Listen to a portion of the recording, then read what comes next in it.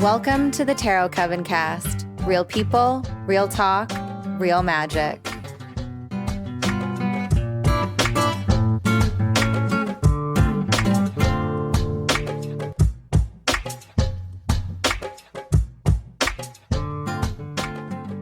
Hello out there, lovely listeners, and welcome to another episode of the Tarot Coven Cast. I'm one of your hosts, Jasmin. And I'm Jechanovia. And on this bonus episode, I'll be exploring the zodiac sign of Taurus, while Jechanovia shares the magic of the Celtic Tree sign Willow. If you haven't heard our episode for Aries and Alder, we recommend going back to check that out first. As it's the first in the series, it does have some overall thoughts that are definitely applicable here. All right, you ready to dive in? Yes, let's do it. Tell me about Taurus. Okay. So some approximate dates for Taurus season are April 20th to May 20th. This year in particular, in 2021, it's going to be from April 19th until May 20th. And that will include, as we explored on our previous bonus series, The Wheel of the Year, that will include Beltane in the Northern Hemisphere and Samhain in the Southern Hemisphere. So the polarity for Taurus is feminine. It's a yin sign and it's receptive. So this means it's introverted and magnetic, instinctive, intuitive. I have a quick question, actually. You were mentioning the Beltane and Samhain, and that made me think, does that have any effect on the zodiac at all? Like, is it Northern, Southern Hemisphere zodiac? I don't think I've ever seen that, but I mean, I've never actually looked for it either. Oh, do you mean in the Southern Hemisphere, is it opposite? Yeah. It is not. So this zodiac, which is the tropical zodiac, was created based on, with the Northern Hemisphere in mind. And yeah, it's not, it's just is what it is all around the world. Yeah. Okay, cool. I know. I wondered that too. And a number of my favorite astrologers are Australian. And it's so interesting. I love getting their perspective because they really help to, I think when you're first learning astrology, you can get hung up on the fact that Aries is it starts spring, right? Yeah. Which that definitely is part of it. But it's so interesting to hear their perspective being in a different, a different hemisphere of the world, to talk about how Aries still makes sense. Even though it's not as much as it does, but it's still it's not then rendered useless because they're in the Southern Hemisphere. Okay, that makes sense. Good question. Yeah. I've never thought of it until now. Well, and because now that I just know that, it's not something that I would think of. So that's such a good question. Okay, I'm sorry I interrupted. No, not at all. Okay, so let's talk about the element, which is the sort of interaction or the temperament of the sign with the world. So Taurus is an earth sign, and earth signs are drying. They remain steady and hold space. They're practical, grounded, reliable, stable, cautious, motivated by security and senses. The modality for Taurus, which is the mode of existence of the sign, is fixed. So it's sustaining the spring season, at least here in the Northern Hemisphere. It's holding down spring. It's concentrating, stabilizing, sustaining, establishing, consolidating, persistent, determined, stubborn, slow or resistant to change, obsessed, stuck, or stagnant. So when we combine earth element with the fixed modality, you can think of the rock. It is steady yet immovable. It's very sustainable and enduring. It's in it for the long haul, and it helps bring form to what we want to create. So Taurus's planetary ruler is Venus, and Venus is a planet that unifies. It brings things together and creates harmony.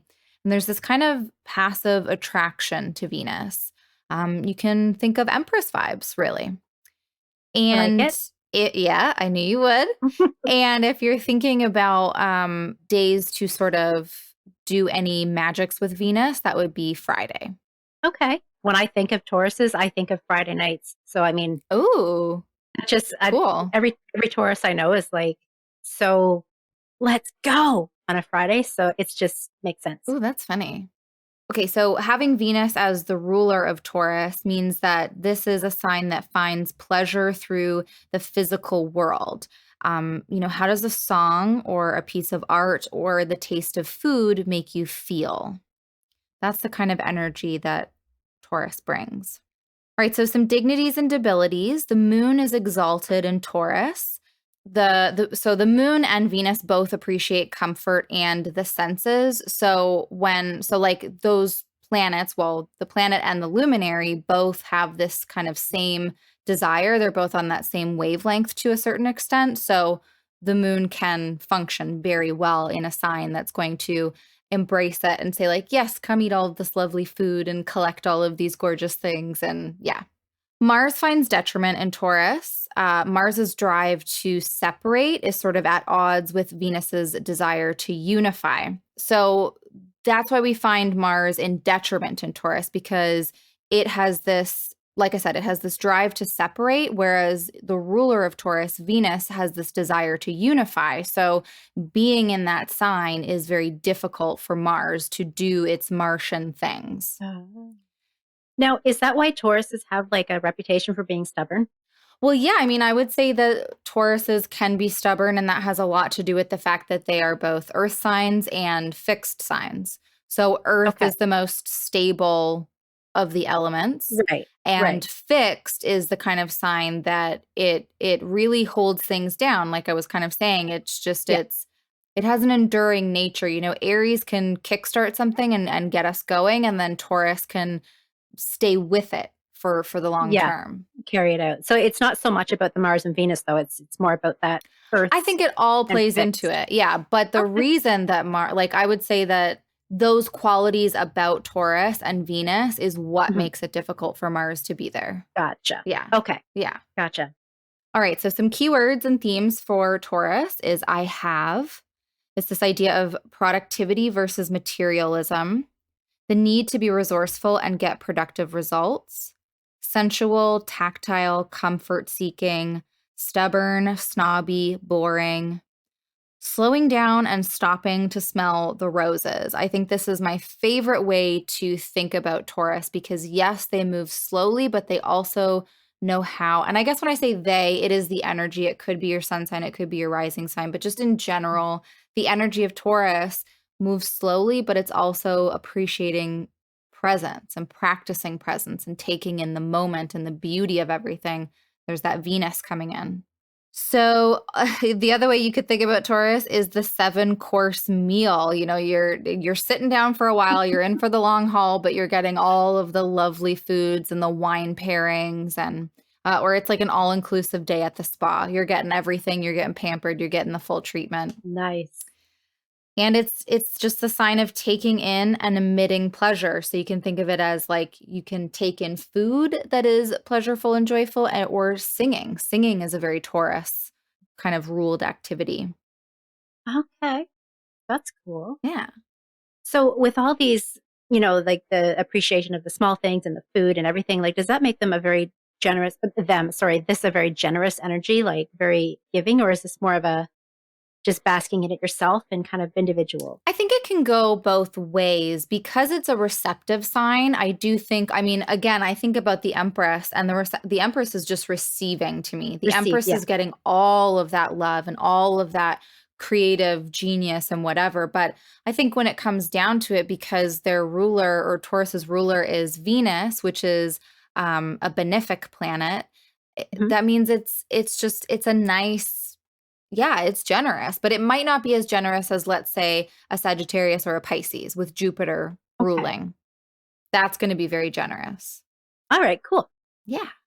Okay, so some tarot associations. And again, not going to dive too deeply into these. Stay tuned for season 3 when we cover the majors.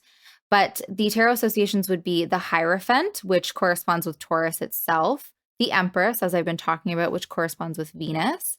And then we have the 5 of Pentacles, which is Mercury in Taurus, the 6 of Pentacles, which is the Moon in Taurus, and the 7 of Pentacles, which is Saturn in Taurus. And let's talk a little bit about how to use some of this Taurus energy. So, first things first, you want to look to where what house does Taurus rule in your chart? Because that's going to make a huge difference once the sun enters Taurus, and that house that it's ruling over, that can become kind of an area of focus for you for the next 30 days. So, my Taurus is the seventh house, which is relationships.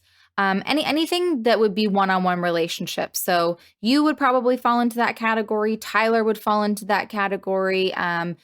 Listeners, if you have, it's marriages, it's business relationships, it's all that kind of thing. So that would, come to be maybe my focus for the next month. And that depends on everything else that's happening in your chart, but it could be an area that's really highlighted for the next 30 days. Okay, so when we were covering Aries, I had talked about like maybe if there's a project that you really wanted to get started on, Aries was a great time to just kind of go for it.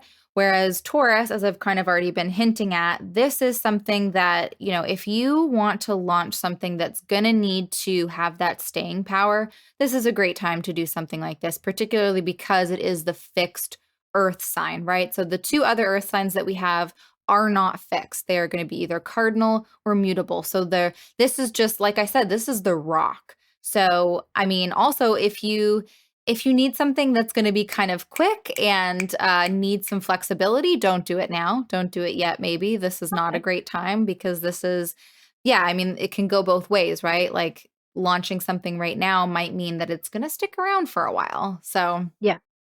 Okay. So it's like really foundational energy. yeah, Like for building sure. a foundation. Okay, Yeah. cool. Yeah. And just some notes here that I like, some ideas of things you could maybe start doing would be like taking a look at your garden and getting gardening ready, focusing on relationships and that might seem like I'm talking about myself, but because it's the Venus ruled sign, relationships are still going to be included in sort of Mhm. Taurus focused things. So, yeah, so gardening, relationships, food prep, practicing presence, and taking the next step on your Aries launched vision. And it can also be a time, if we think about the connection with the Hierophant, it can be a time of reassessing values as well. And I think that that's really important for Taurus because, again, fixed earth sign, super reliable and consistent. And I mean, it's there. You don't have to worry about it, but also that can be really boring. And that Yeah. can mean that you hang on to things for way too long because that's just the way it is. And it's easier to do that. So, this can also be a great season to kind of do that Hierophant work in your life and consider what maybe is no longer serving you in that way. Okay. All right. And this is the last time I'll mention it. I know I mentioned it in the Aries episode, but if you guys are still kind of new to this way of astrology or astrology in general, you might be coming from the system that uses what's called the 12-letter alphabet, which says that Aries is also the first house, Taurus is also the second house, Gemini third, so on and so forth. So forth, so on and so forth. And I would just encourage you to try and step away from that a little bit and just open your mind to the fact that houses and signs are completely different things. And just speaking from personal experience, once I separated the two, astrology just opened up for me and it became a language that just made so much more sense and wasn't as rigid. And I mean, there are definitely rules in astrology, quote unquote, but this just opened things up for me and it all flowed better. And yeah, so just an encouragement, just a small little note. I won't say it again. Well, that's exciting, especially because, I've never caught on to astrology, so I'm starting fresh. I'm a blank slate. Oh, yeah, I love it. I love it. I can mold your You can mind. mold me. Yes. All right. Well, I'm super excited for some Willow knowledge. Yes. So Willow it's actually called Salya. That I probably butchered it. In the Ogham alphabet, it's Gallic. So the approximate dates are like April 15th to May 12th. And I don't think they change every year, but some sources have different dates. So it depends on who you're talking to, I guess. As you know, it encompasses Beltane and also Samhain in the southern hemisphere. So it's the fifth month of the Celtic Tree calendar. And from the Handbook of the Celtic Astrology by Helena Patterson, the zodiac degrees are 24 degrees Aries to 20 degrees 59 minutes in Taurus. So that's Mhm. the span of it. And I think maybe that's where the different dates come from, but I'm not sure. Okay, yeah. Okay, so the polarity is the feminine or the receiving kind of energy. The element is water. It's a very like, I really love willow because like even in the breeze, most willows just kind of flow in the breeze like water. So They're it's just, so pretty. they are. And like the little, like what catkin, like the little pussy willow things and stuff. Yes, all of them, please. Ruling planet is the moon, sacred to all the moon goddesses, pretty much all the moon goddesses that I know in Celtic lore. It's very sacred to them. So the deities associated, there's a lot. Hecate, Selene, Artemis, Caradwyn, Morgan Le Fay, Persephone, Bel, who is Belin. I think I pronounced that right. He's the sun god, and he's the one that Beltane was kind of named after. Like they do the bonfires in his honor. Diana and Athena. It's also known as the enchantment tree or the witch's tree. Ooh. So that just tells you a lot right there. This is so cool because, I mean, like I don't know a lot about trees, as you know, but willow has always been one of my favorites just because of the look of it. Well, I just think it's so pretty. It's because you're a magician. So, of course, it's an enchantment. I love it. It's the enchantment tree. I love it. Of course, that's why you love it. It's perfect. Right? It's your tree. And it's a water element tree. I mean, it's all making sense. Exactly. And instead of doing like keywords and stuff, I just did kind of mythology and more all in one because I end up chatting about it and it kind of gets fluid anyway. So I'm not going to fight it. Awesome. So some of the animals is the sea serpent, the hawk, and the owl. Who? Yeah, who? So I mean, some of them say like snowy owl, some say horned owl. I think it might just depend on where you are as to what owl. So I'm just going owl across the board. Whatever owl you see, that's the one. So, and there's a lot of energy about that self-care and self-love, that turning inward, the reflection on yourself and what you need, flexibility and kind of being able to just go with the flow rather than standing rigid, which I thought was so interesting because that's like the polar opposite of what Taurus feels like. Yeah. Well, and I mean, right from the get-go, this is very different, which, I mean, yeah, like I felt like there was a little bit more, at least so far, correspondences with Aries and Alder.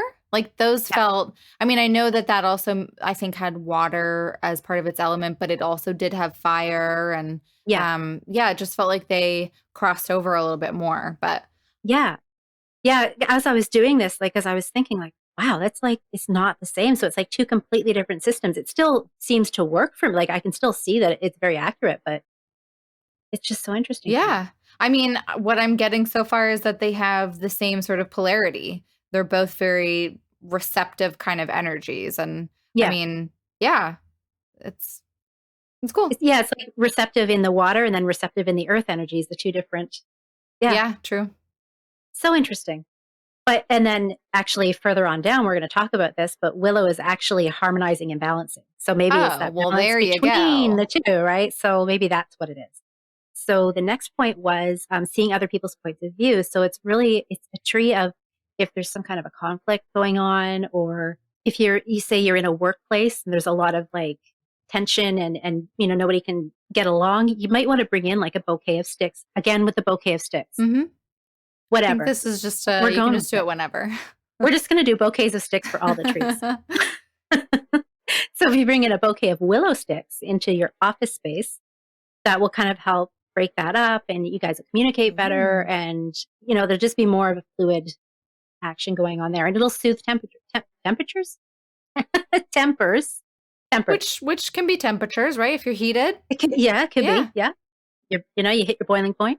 It's all about feeling the feels too. So that moon energy plus the water energy. So that's like double decker feeling all the feels. So it's definitely not a time to try to shut that off. You want to sit with it and really feel it, move through it. Don't just pack it away because it's going to come back and haunt you. And it's just, deal with it now while it's just a little wave rather than a tsunami. And then the harmony and inner peace work. Sorry, the peace and inner work. Inner peace work, I suppose, is the same kind of thing. We're having good words today. I like it. We're doing all the words. It's fine. We got it. Yeah. And then here's where it gets really fun. So it's the tree of like all the mysteries, those hidden occult energies and things you want to know the answers to, but you have to find these answers yourself. It's not something you can go read a book or talk to somebody about. So it's about learning what you can and then exploring things yourself and finding those hidden answers. So, and then there's some goal setting and dreaming. It's like a lot of inspiration. So if you're seeking clarity with something, or, you know, you're in that creative rut and you just can't seem to get out of it, go sit with a willow or work with that energy. It's also known as the tree for poets and other wordsmiths. So if you're a Ooh. writer, yeah. Oh my gosh, we really need some willow energy today to help us with our words. Yes, I was just thinking the irony of that. I need to go find a piece of willow. Yeah, so it also helps artists develop their skill. And this was really neat to me. I read that it, you know, it's supposed to help them develop their skill. And then I thought, well, think about it. Like a lot of willows, they've got the little pussy willows, right? Hmm. Well, they look like little paintbrushes. It just makes so much Oh, sense. yeah. And then That's the lovely. chart, yeah. And then the charcoal that's made from the willow tree is apparently excellent quality. And it's the stuff that artists like to use if they're going to use charcoal. And I mean, this is going back hundreds of years. This isn't just a recent thing. This is what Wow. artists always wanted to use for their charcoal. So I thought that was interesting. Yeah. Okay, so if you are someone like me who likes adventure and you like to take journeys, whether that's spiritual or physical, willow gives you lots of protection. So it's carrying it on your person is really good to help you. Like if you're physically taking a trip somewhere or working with the energy, just holding on to sticks or something while you're doing, say, astral travel, meditation, things like that, it'll give you protection there if maybe you're not in a spot that you feel totally comfortable in. So Hmm. it's interesting to use there. The leaves have been used in love attraction spells for centuries. Well, that's So very Taurus Venus. yes, Hmm. yep, that's definitely a parallel there. Yeah. And then it helps to heal with loss and grief. And you would give, like, you know, a willow tree or something as a gift of condolence for someone. You could plant a willow tree in memory of someone who was lost. Um, a long time ago, if people were wearing a sprig of willow either in their hat or on their shirt or something like that, it actually was a sign that they were mourning for a loved one. Oh, wow. So yeah, so like that undying, unconditional love. Hmm. So that it's so romantic in such a sad way. Was it just for romantic partners, or could it be any kind of loved one? I think it was any kind of loved one. So not necessarily like if you lost, you know, a friend or a distant uncle or something. It'd be somebody who was really close to you in your life. Okay. So yeah. Yeah. So healing and soothing obviously would go hand in hand with that. It would heal and soothe those emotions as you're working through them. It enhances your spiritual gifts like prophecy, divination, and mediumship. So again, I find there's a lot of, it's almost, I keep seeing like the willow as that veil between the living and the dead. Hmm. So that's kind of where I'm getting this really cool vibe of everything coming together. Oh my God. I like this might not even be a thing, but just like thinking about northern hemisphere, southern hemisphere, and even though things aren't switched, I mean, this is the time of Samhain in the southern Oh my hemisphere. god, And like you're as you're talking right. about so many things, I was like, this feels very Scorpio to me. And then you said the veil between the living and the dead, and it's like that's when Samhain is. And so Why did I not I think of think that? I feel like the Celtic tree signs are pulling in from both hemispheres a lot more than the tropical zodiac does for sure. Maybe that's why at first we were seeing like they're not matching up, but they actually are. They're just the other. Yes. Yeah. Oh, Because I that's so mean, smart. Scorpio is also a receptive sign, but it's a water sign. And it's Yeah, definitely any sign can be witchy. That's not, that's true. there's no sign owns being witchy, but I will say that Scorpio is pretty darn witchy. Yeah, And it's yeah, just because of the time of year that it is basically in the northern hemisphere. So people get all, witchy yeah, about it. But exactly. yeah, Exactly. You get to just embrace cool. your witchiness around your birthday, you know? Yeah, it's pretty nice. But yeah, okay, cool. I love this. That's a great connection. Yeah. Yeah, good call. I can't believe I didn't come up with that. I love Like it. it just hit me. So, Perfect. Okay, so some other things you can do with Willow is sleep with it under your pillow. So if you do dream work, so dream work is that like if you want to work on some emotions or maybe communicate with ancestors or spirit guides during dream time, that's what dream work is. So you're setting it under your pillow with a really good intention. The druids would use willow for their wands, which I thought was excellent so and cool. cool. And I actually have a willow wand and I didn't know that before. So I'm Oh, whoa. like, hey, I'm doing the druid thing and I don't even have to try. It just happens. It's That's so really cool. cool. That's such But like yeah, Queen of Wands energy for me right now. You're just doing it without even like trying. oh yeah, I love So it. we need a It's pick for sure. yes. I mean, you can't really tell it's willow because it's just Well, that's like fine. it's a piece of driftwood that's just willow. Well, whatever. You know it Yeah, is. We all believe yeah, you. yeah, exactly. It is because I say it is. Okay, so what else? What else? Okay, so oh yeah, this was so cool. I love this. So everybody knows what aspirin is, of course. Mm-hmm. Willow is like the aspirin, and it's still like it is very effective. It can still be used and is still used, actually, I think, in a lot of modern medicines. But it's used to help with pain. It's used to help with inflammation, and it's been used for millennia by healers and witchy women and all that. Is this where I always forget the name of it? I feel like it starts with an S. It is an active ingredient that was used in aspirin when it was first made, and I believe Salicylic acid? Is that it? Something like that? I don't know if it's an acid or if it's just one word. It's like salicylin, but it's something like that. Yeah, that you're saying. But I know that there's like an active plant ingredient that was used in aspirin at least when it was first created, and could potentially still be in there. Yep. Yeah, I'm pretty sure it was willow and possibly birch. I think birch also has it in its bark. I could be wrong on that one. I'm gonna be a super producer right now and look it up. But it was used for a lot of things that are exacerbated by cold and wet conditions, right? So it's that water energy. Salicylin is metabolized in the body to create salicylic acid, a precursor to aspirin. The herbal There we go. extract has long been used in native and folk medicine to relieve pain, inflammation, fever. Beautiful. We did it. Yeah, that's something But I learned when I was studying nutrition. And I always, for whatever reason, learning that, just like, I was like, oh, yeah, okay. Like, plants can do everything. yeah, they're pretty cool. Yeah. Plants are my friends. Agreed. Yeah.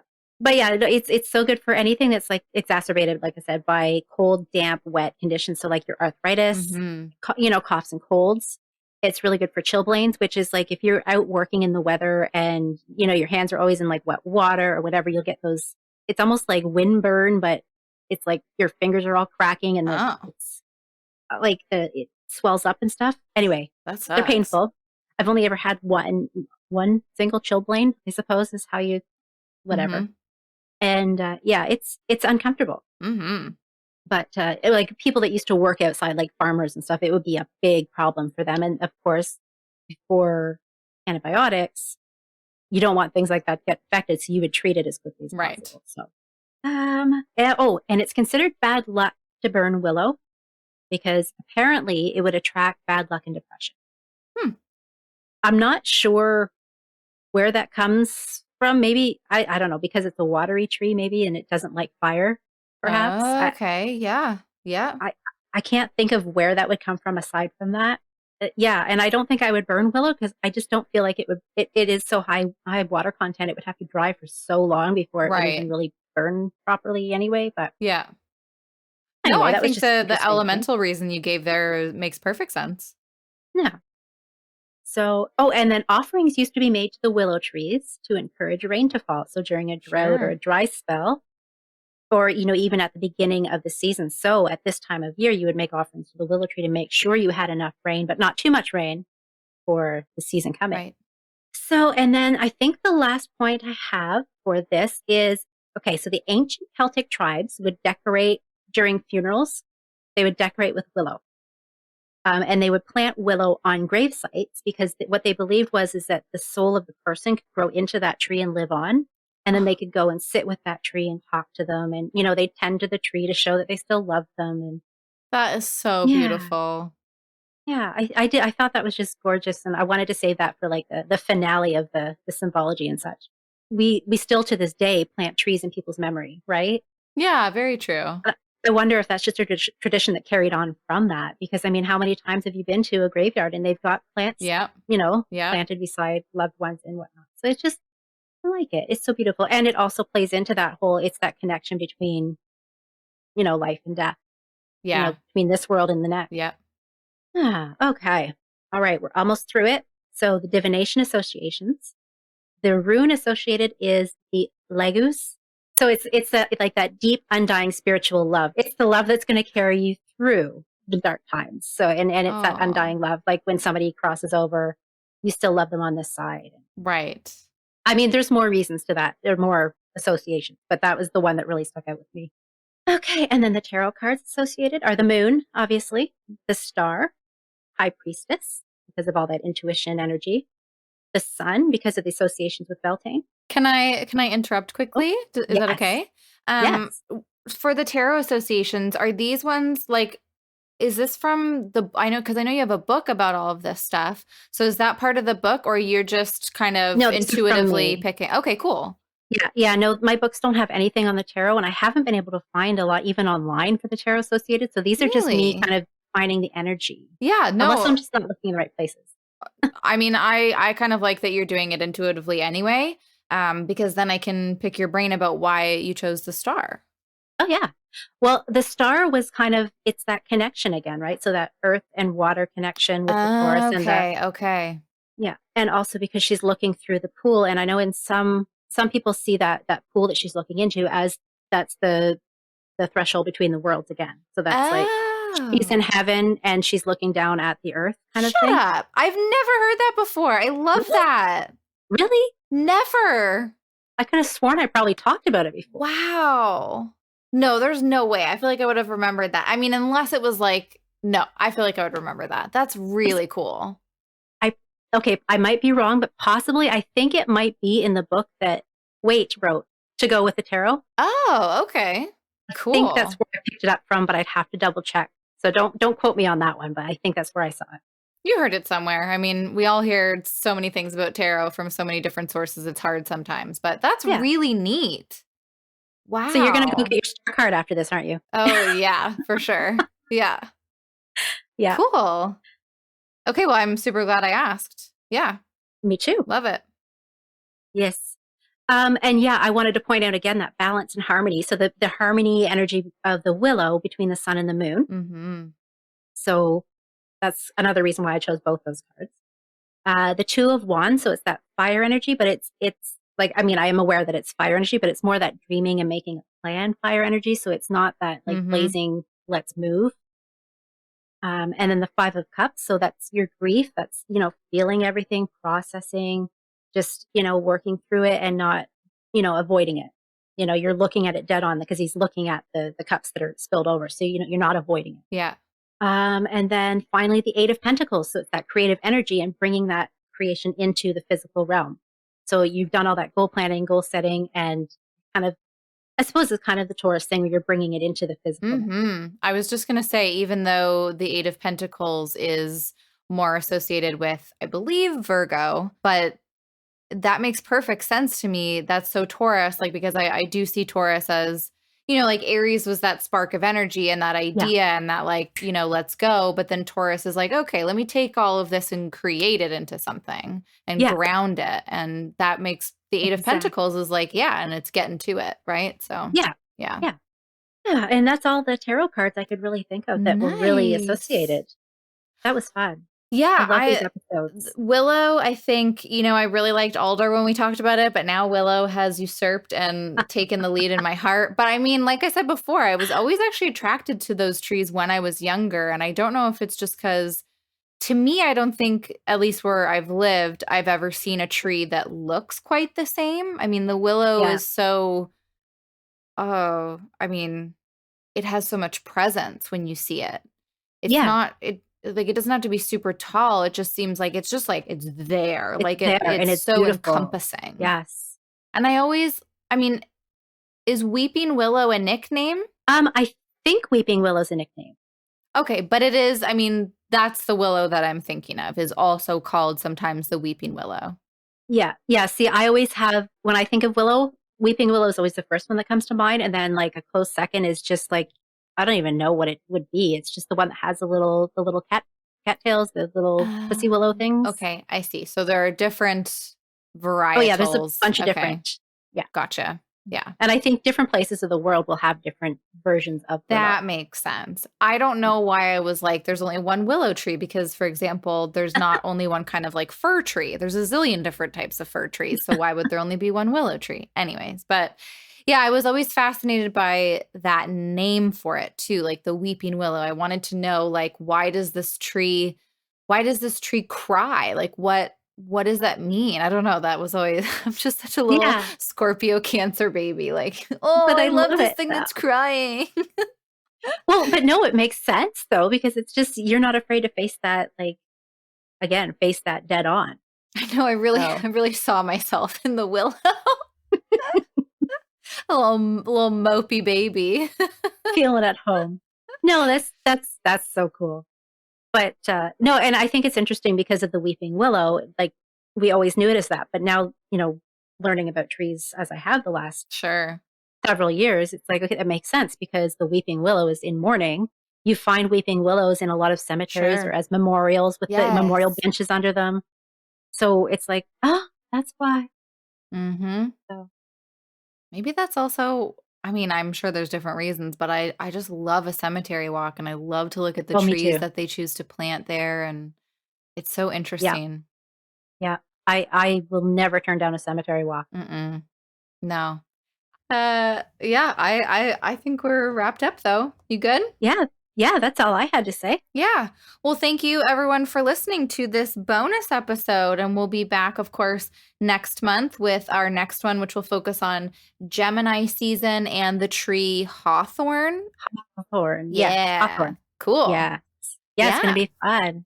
And of course, if you're interested in hanging out with us a little bit more, you can always come and check us out on Patreon. We'd love to have We would you. love to have you over there. We're building a fun community. It's a small community now, but it's a great community. I'm very excited Yes, about it. We do. me as If you well. like the astrology stuff, I'm doing more astrology stuff over there. If you kind of liked Jechanovia's approach to the magics of things, she's got a whole thing going on over there. Mhm. Yeah, there's Yeah, a lot to discover. Yours to discover. I think that's yours the to discover. tagline of Ontario. Ontario. All right. On that note, we'll see you in a couple of Yes. weeks. Happy Taurus season. Happy Willow season. Thank you so much for listening to this bonus episode of the Tarot Coven Cast. Stay tuned for our next bonus episode, which will cover the Gemini zodiac sign and the Hawthorn Celtic Tree sign. And for our next regularly scheduled episode, where we'll be covering the book The Power of Tarot by Liz Worth. And until then, everyone, keep making magic.